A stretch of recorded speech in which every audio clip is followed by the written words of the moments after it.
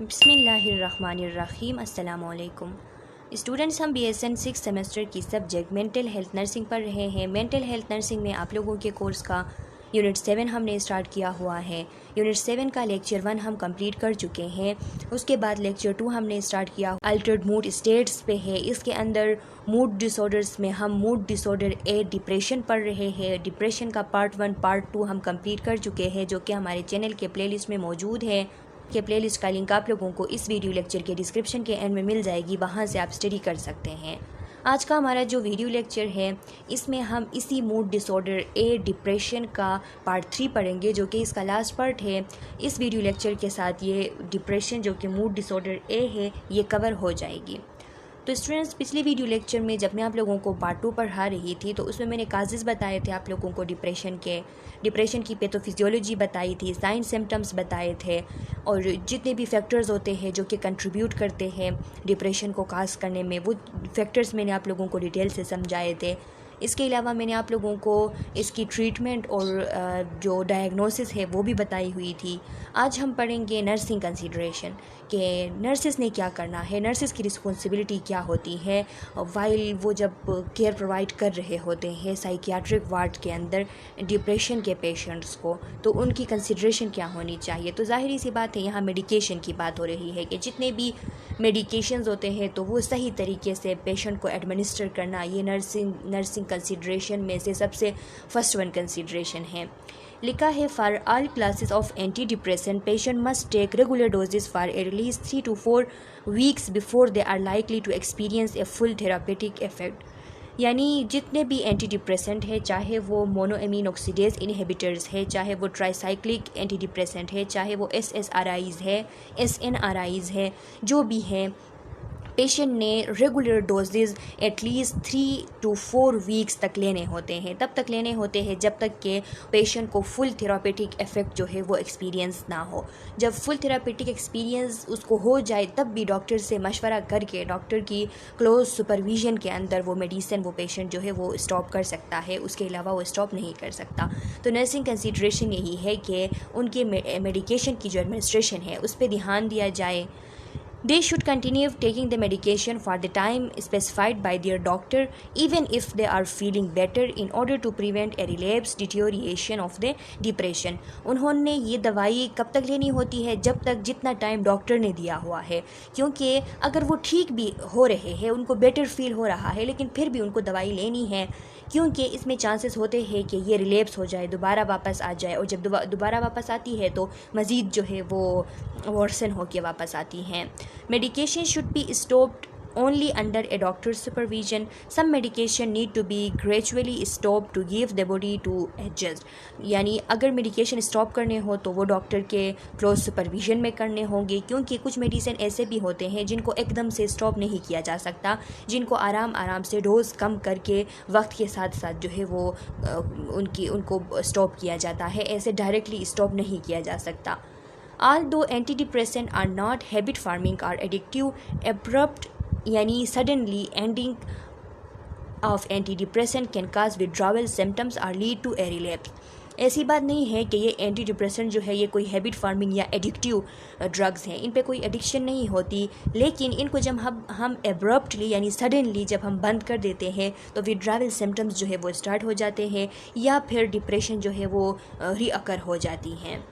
May need to stay on the medication indefinitely for indefinite period. यानी some individuals such as those with chronic or recurrent depression, कुछ individual जिनको अगर chronic depression है या फिर depression recurrent हो रही है, उनको बार बार दोबारा आ रही है इलाज के बाद, तो ऐसे लोगों को मेडिकेशन जो है वो इंडिफिनिट पीरियड तक भी लेने पड़ सकते हैं। यानी उस टाइम तक के उसका कोई ख़ास पता नहीं होता कि कब तक लेने होते हैं। यानी ज़िंदगी भर भी ऐसा हो सकता है कि बंदा एंटी डिप्रेसेंट उसको लेने पड़े, ताकि डिप्रेशन जो है वो रिकरेंट उस पर अटैक ना करे। तो इसीलिए इनको खुद से स्टॉप करना और ये सब कुछ जो है सही तरीके से कंप्लेंट्स शो नहीं करना, तो इसकी वजह से मज़ीद नुकसान हो सकती है। तो इसीलिए नर्सिंग कंसीडरेशन में ये बात इसलिए लिखी गई है क्योंकि नर्सिस का बेसिक काम ही यही होता है कि वो मेडिकेशन की सही तरीके से एडमिनिस्ट्रेशन करें। साइड इफ़ेक्ट्स ऑफ मेडिकेशन, ज़ाहिरी सी बात है स्टूडेंट्स के हर मेडिसिन के साइड इफ़ेक्ट्स होते हैं, और यहाँ पे जो जितने भी ड्रग्स हैं मेंटल प्रॉब्लम्स के लिए, जितने भी ड्रग्स हम यूज़ करते हैं तो उनके तो कुछ अजीब किस्म के भी ऐसे साइड इफ़ेक्ट्स होते हैं जो कि हम एक्सपेक्ट ही नहीं कर सकते कि इस तरह होता है। कुछ लोग तो ऐसे होते हैं कि वो जब ये ड्रग्स वगैरह यूज़ करते हैं तो उनको ये फ़ील होती है कि मेरी हालत जो है वो तो और ख़राब होती जा रही है। इस तरह के साइड इफ़ेक्ट्स जो है वो भी होते हैं।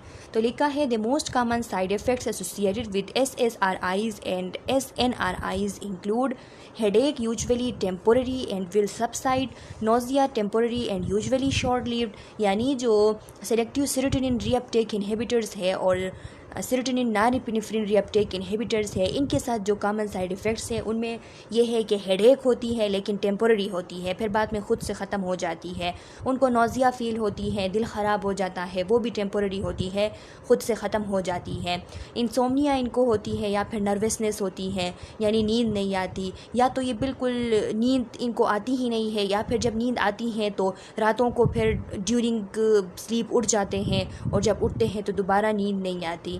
ये इस तरह भी हो सकता है कि जो फर्स्ट फ्यू वीक्स है उस दौरान ऐसा हो और फिर ख़ुद से ये बॉडी जब एडजस्ट कर लेती है तो फिर ये नींद का मसला ख़त्म हो जाता है। या फिर अगर डॉक्टर को बताया जाए और डॉक्टर थोड़ा डोज कम कर ले उस मेडिसिन का जिसकी वजह से ये तकलीफ़ हो रही है तो इससे ठीक हो जाती है। एजाइटेशन होती है जिसमें बंदा फीलिंग जिट्री, यानी बंदा बहुत ज़्यादा जो है नर्वस फील करता है, जिट्री कहते हैं नर्वसनेस को, तो एजाइटेशन होती है बंदे को। सेक्सुअल प्रॉब्लम्स होते हैं, मेन को भी और वुमेन को भी, दोनों को सेक्सुअल प्रॉब्लम्स का एक्सपीरियंस होता है जब ये मेडिसिन्स यूज़ कर रहे होते हैं, जिसके अंदर सेक्स ड्राइव जो है वो रिड्यूस हो सकती है, एरेक्टाइल डिसफंक्शन हो सकती है, एजाकुलेशन डिले हो सकती है और ऑर्गेज़म इनएबिलिटी टू ऑर्गेज़म भी हो सकती हैं। ट्राईसाइक्लिक एंटी डिप्रेसेंट जो है उनके भी साइड इफ़ेक्ट्स हैं, जिनमें जो ट्राईसाइक्लिक एंटी डिप्रेसेंट है उनके साइड इफ़ेक्ट्स में मोस्ट कॉमन साइड इफ़ेक्ट ये है कि ड्राई माउथ होती है। तो ये बात आप याद रखिए स्टूडेंट्स। अब यहाँ से अगर MCQs बनेगी तो यही MCQs बनेगी कि जो ट्राईसाइक्लिक एंटी डिप्रेसेंट होते हैं उनके में जो कामन उनकी एक ख़ास बात उनके साथ एसोसिएटेड है तो वो ड्राई माउथ का होना। और MCQs में आपसे ये भी पूछा जा सकता है कि ड्राई माउथ होना जो है वो कौन से एंटी डिप्रेसेंट की मोस्ट कॉमन सिम्टम है, मोस्ट कॉमन साइड इफ़ेक्ट है, तो फिर आप लोगों को पता हो कि ये ट्राईसाइक्लिक एंटी डिप्रेसेंट के एक मोस्ट कॉमन साइड इफ़ेक्ट है। तो उस टाइम बहुत ज़्यादा पानी अगर बंदा पिए, च्युइंगम जो है वो खाए और अपने टीथ को डेली क्लीन करे तो इससे थोड़ा उसको जो है वो सूथिंग इफ़ेक्ट हो सकती हैं। कॉन्स्टिपेशन भी होती है, जब कॉन्स्टिपेशन हो जाती है तो पेशेंट को चाहिए कि वो ब्रेन सीरियल्स, प्रून्स, ये जो आलू बुखारा होते हैं ये इस्तेमाल करे, फ्रूट्स और वेजिटेबल्स इस्तेमाल करे। ब्लडर प्रॉब्लम्स भी हो सकते हैं, ब्लडर को इम्प्टी करने में डिफ़िकल्टी पेश आती है। यूरिन स्ट्रीम जो है वो नॉर्मली जैसा था जैसे ड्रग यूज़ करने से पहले तो ऐसा नहीं रहता, यूरिन स्ट्रीम जो है उसमें चेंजेस आ जाती है। और जिन लोगों को अगर इनलार्ज प्रोस्टेट है तो उनमें मज़ीद मसला बन जाता है। जिन मेन को लोगों में मेल्स में इनलार्ज प्रोस्टेट हो तो उनमें ज़्यादा मसला बन जाता है इस चीज़ का, यूरिन के मसले का। तो फिर उस टाइम डॉक्टर को जो है वो नोटिफाई करना चाहिए कि पेनफुल यूरिनेशन जो है वो है या नहीं, उस मसले के बारे में डॉक्टर को बताना चाहिए। सेक्सुअल प्रॉब्लम इनकी वजह से भी हो सकते हैं, ट्राईसाइक्लिक एंटी डिप्रेसेंट की वजह से, कि जिसमें सेक्सुअल फंक्शनिंग जो है उसमें प्रॉब्लम्स आ जाती हैं, जैसे कि SSRIs के अंदर जो जितने भी मैंने आप लोगों को बताया, एरेक्टाइल डिसफंक्शन, सेक्सुअल ड्राइव का रिड्यूस होना, ये सारी चीज़ें ट्राईसाइक्लिक एंटी डिप्रेसेंट के साथ भी हो सकती हैं। ब्लड विजन हो जाती है ट्राईसाइक्लिक एंटी डिप्रेसेंट के साथ, लेकिन फिर ये ठीक हो जाती है, कोई करेक्टिव लेंसेज की प्रिस्क्रिप्शन की ज़रूरत नहीं होती, फिर ठीक हो जाती है कुछ वक्त बाद। ड्रोजीनेस फील होती है ख़ास करके जो है वो शुरू में, लेकिन कुछ दिन गुजरते हैं तो ड्रोजीनेस ठीक हो जाती है, लेकिन फिर भी हेवी मशीनरी चलाना या फिर कार ड्राइविंग करना तो ये प्रोहिबिटेड होते हैं। जो लोग ये यूज़ करते हैं ट्राईसाइक्लिक एंटी डिप्रेसेंट तो उनको ड्राइविंग नहीं करनी चाहिए। The more sedating antidepressants are generally taken at bedtime to help sleep and minimize daytime drowsiness। जो सबसे ज़्यादा ऐसे एंटी डिप्रेसेंट है जो कि जिनसे ज़्यादा नींद आती है तो चाहिए कि उनको सोते वक्त लिया जाए ताकि दिन के वक्त उनकी वजह से ड्रोजिनेस ना हो। डाइट को भी देखना चाहिए, नर्सिंग कंसिडरेशन के अंदर डाइट भी है कि डाइट ठीक करनी चाहिए इन पेशेंट्स की। डाइट किस तरह, किन चीज़ों का ख्याल रखना होगा डाइट के अंदर, तो लिखा है कि dietary restrictions are necessary only when prescribing monoamine oxidase inhibitors. अगर मोनोएमीन ऑक्सीडेज इनहिबिटर्स में से कोई ड्रग प्रिस्क्राइब्ड है तो उस टाइम डाइटरी रिस्ट्रिक्शंस जो है वो ज़रूरी होते हैं। फिर इसमें क्या करना होता है, वो फूड जिनमें टायरेमीन जो है वो ज़्यादा मौजूद होती हैं, ऐसे फूड जो है उनको नहीं यूज़ करने चाहिए। अब ये टायरेमीन क्या है और इसका एमओए इनहिबिटर्स के साथ क्या ताल्लुक़ है, तो आप लोगों को पता है स्टूडेंट्स के जो मोनोएमीन ऑक्सीडेज एंजाइम है वो प्रेजेंट होता है। उसका काम ये होता है कि वो ये जो न्यूरोट्रांसमीटर्स होते हैं नॉरएपिनेफ्रिन, सेरोटोनिन और डोपामीन, इनको हमारे ब्रेन के अंदर इनकी जो रिमूविंग की जो प्रोसेस होती है रीअपटेकिंग की, उसको इनहिबिट कर देती है, उसको रिमूव करने नहीं देती है, इसको डिग्रेड करने नहीं देती है स्टूडेंट्स। यानी जब भी सेरोटोनिन, नॉरएपिनेफ्रिन, डोपामीन ये रिलीज़ हो जाते हैं तो ये एंजाइम इनके लिए होता है मोनोएमीन ऑक्सीडेज एंजाइम। ये एंजाइम क्या करती है, इनको बस डिग्रेड करके ख़त्म कर देती है। तो यहाँ पे जब हम एमओए इनहिबिटर्स दे देते हैं तो एमओए इनहिबिटर्स जाके नॉरएपिनेफ्रिन, सेरोटोनिन, डोपामीन इनकी डिग्रेडेशन होने नहीं देती, इस एंजाइम को रोकती हैं, तो इनकी लेवल बढ़ जाती है जिससे डिप्रेशन ठीक होती है। अब यहाँ पे होता क्या है कि एक तो हमने मोनोएमीन इनहिबिटर्स दे दिए हैं जिनकी वजह से ये न्यूरोट्रांसमीटर जो है इनकी डिग्रेडेशन ख़त्म हो गई है, अब इनकी लेवल ज़्यादा हो रही है। साथ में अगर हमने ऐसे ड्रग, ऐसे खाने दिए, फ्रूट्स दिए, फूड दिए जिनमें टायरेमीन जो है वो ज़्यादा है, तो टायरेमीन जो है वो एक प्रिकर्सर होती है इन न्यूरोट्रांसमीटर्स की। टायरेमीन बनी होती है एक वो अमाइनो एसिड से, अमाइनो एसिड टायरोसिन का नाम आप लोगों को पता होगा, उससे डिराइव होती है टायरेमीन, और टायरेमीन एक प्रिकर्सर है डिफरेंट जो कैटकोलेमीन्स होते हैं उनका। तो यहाँ पे एक तो नॉरएपिनेफ्रिन जो है वो मोनोएमीन ऑक्सीडेज इनहिबिटर्स की वजह से उसकी लेवल ज़्यादा हुई है। दूसरी तरफ अगर कैटकोलेमीन के प्रिकर्सर्स अगर हम ज़्यादा यूज़ करेंगे, टायरेमीन जो है वो ज़्यादा यूज़ करेंगे, तो फिर उससे क्या होगा, उससे हाइपरटेंसिव क्राइसिस होगी, हार्ट रेट ज़्यादा होगी, ब्लड प्रेशर ज़्यादा होगी, यानी जो सिंपैथेटिक नर्वस सिस्टम है वो बहुत ज़्यादा स्टिमुलेट होगी। तो ये पेशेंट के लिए एक ख़तरे की बात होती है। इसीलिए हम जब भी मोनोएमीन ऑक्सीडेज इनहिबिटर्स देते हैं तो साथ में हमने ऐसे खुराक नहीं देने हैं जो कि हाई इन टायरेमीन है।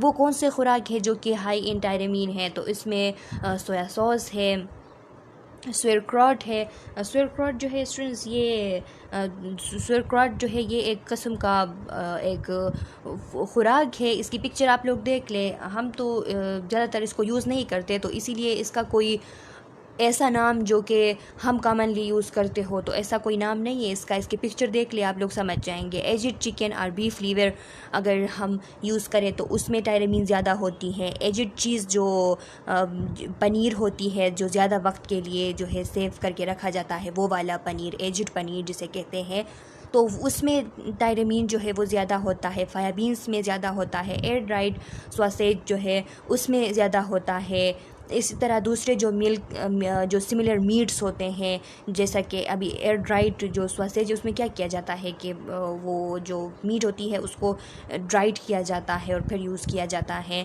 पिकल्ड और क्योर्ड मीट और फ़िश, ये जो अचार बनाते हैं डिफरेंट चीज़ों से, वो। इसके अलावा ओवरी फ्रूट्स, जितने भी फ्रूट जो बहुत ज़्यादा पके हो।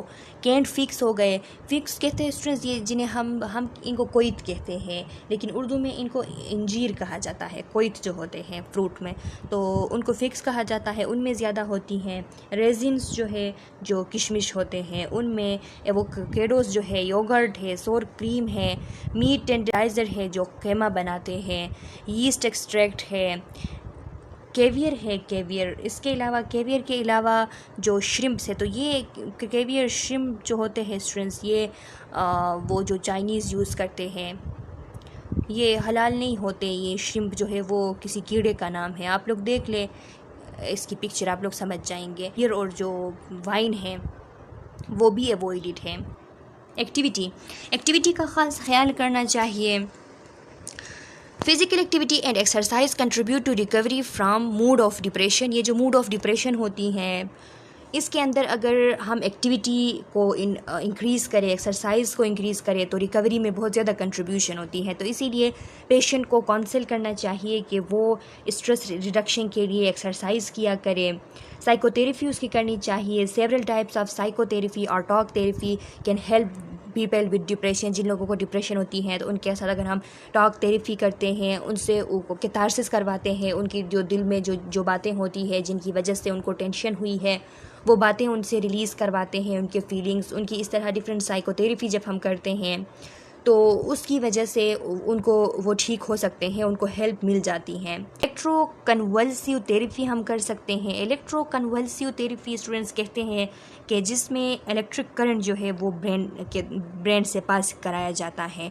जब मेडिसिन वगैरह काम नहीं करते तो उस टाइम इसी तरह इलेक्ट्रिक करंट पास किया जाता है ताकि ब्रेन को एक झटका मिले और उसकी वजह से जो मेंटल प्रॉब्लम के जो साइन सिम्टम्स वगैरह है वो ठीक हो जाए। तो इससे बहुत सारे लोग जो है वो ठीक हो जाते हैं। For cases in which medication and psychotherapy does not help alleviate a person's treatment-resistant depression, electroconvulsive therapy (ECT) may be useful। यानी जिन पेशेंट्स में डिप्रेशन जो है वो रेजिस्टेंट है, बार बार उसको रिकरेंट डिप्रेशन हो रही है और साइकोथेरेपी और मेडिकेशन से काम नहीं चल रहा है, तो उसमें फिर हम इलेक्ट्रोकन्वल्सिव थेरेपी जो है वो कर लेते हैं। नर्सिंग डायग्नोसिस क्या है? नर्सिंग डायग्नोसिस में आप लोग ये लिख सकते हैं कि पेशेंट होपलेसनेस फील कर रहा है क्योंकि उसको लॉन्ग टर्म स्ट्रेस है। पेशेंट ख़ुद को पावरलेस फील कर रहा है क्योंकि उसमें कोई एबिलिटी नहीं है कि वो कंट्रोल कर सके ख़ुद के जो जितने भी ख़ुद से रिलेटेड चीज़ें हैं उन पे।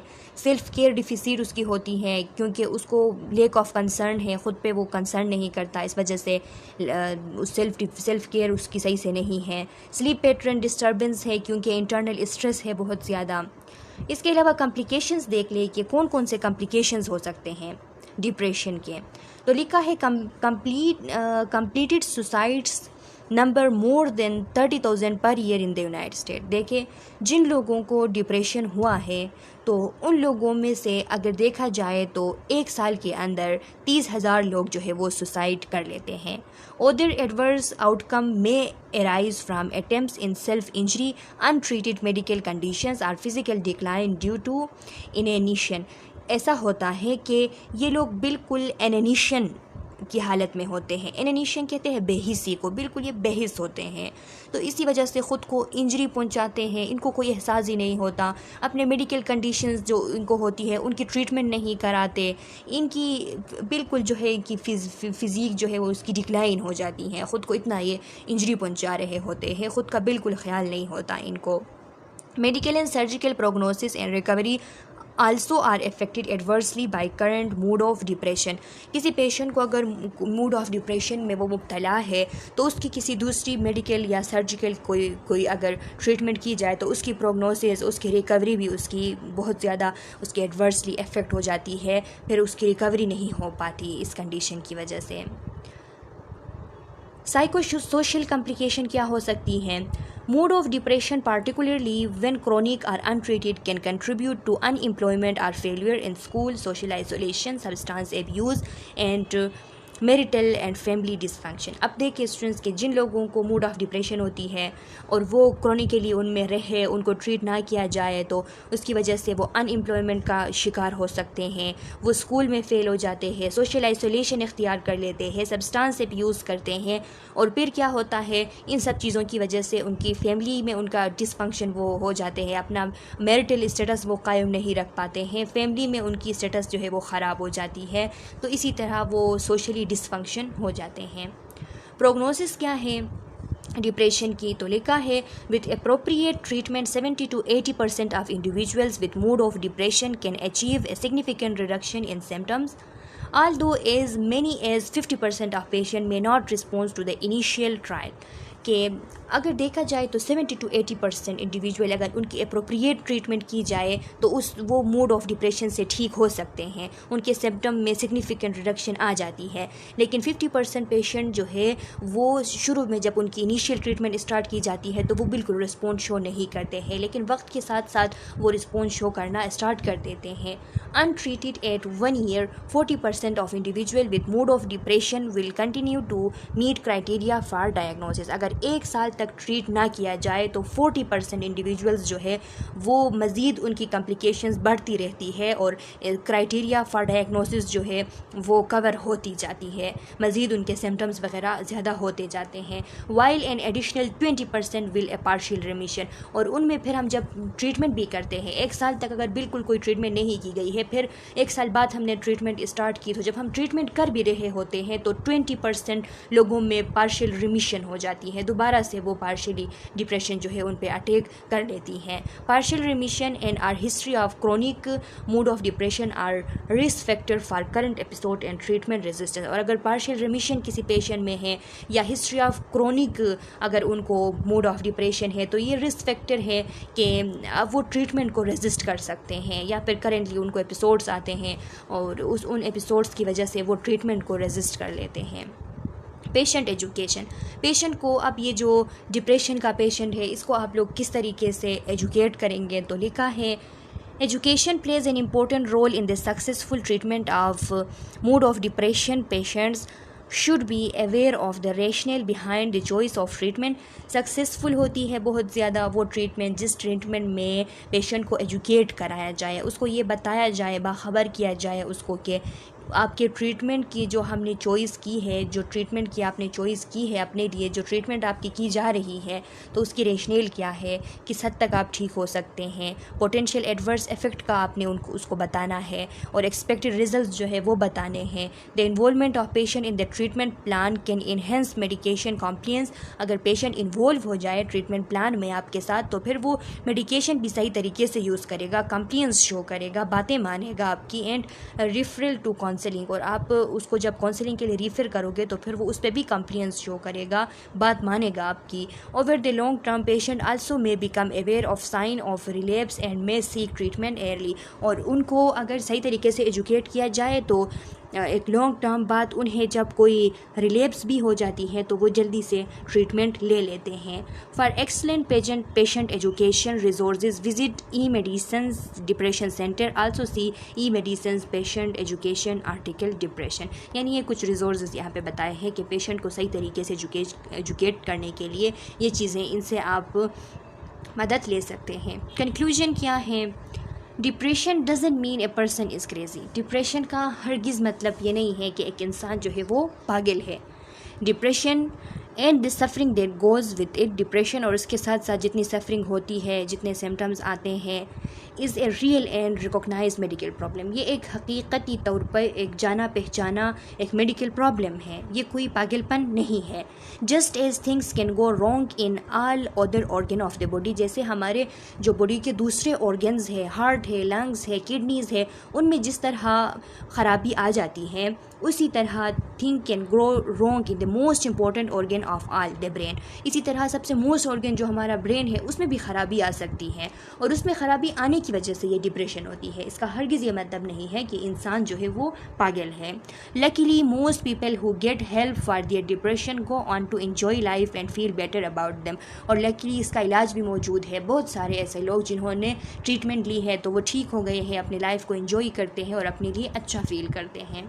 अच्छा स्टूडेंट्स, तो ये कंप्लीट हो चुका है आप लोगों का ये जो लेक्चर था, ये आप लोगों के यूनिट 7 के लेक्चर 2 यानी ऑब्जेक्टिव नंबर 2 मूड स्टेट्स जो है, अल्टर्ड मूड स्टेट्स, उसमें 2 डिजीज़ है, 2 डिसऑर्डर्स है। एक तो ये डिसऑर्डर मूड डिसऑर्डर ए डिप्रेशन था, ये कंप्लीट हो चुका है। नेक्स्ट वीडियो लेक्चर में हम मूड डिसऑर्डर बी जो कि बाइपोलर डिसऑर्डर है वो स्टार्ट करेंगे। बाइपोलर डिसऑर्डर को जब हम कंप्लीट कर लेंगे तो इस यूनिट 7 का मेजर ऑब्जेक्टिव नंबर 2 यानी इसका लेक्चर 2 जो है वो भी कंप्लीट हो जाएगी। उसके बाद फिर हम लेक्चर 3 इसका जो थर्ड मेजर ऑब्जेक्टिव है वो स्टार्ट कर लेंगे। तो अगर इसमें आप लोगों का कोई कन्फ्यूजन है, किसी एरिया में समझ नहीं आई है तो वो कमेंट सेक्शन में डाल ले। मैं नेक्स्ट वीडियो लेक्चर में आप लोगों के क्वेश्चन का आंसर करूँगी। तब तक के लिए अल्लाह हाफिज़।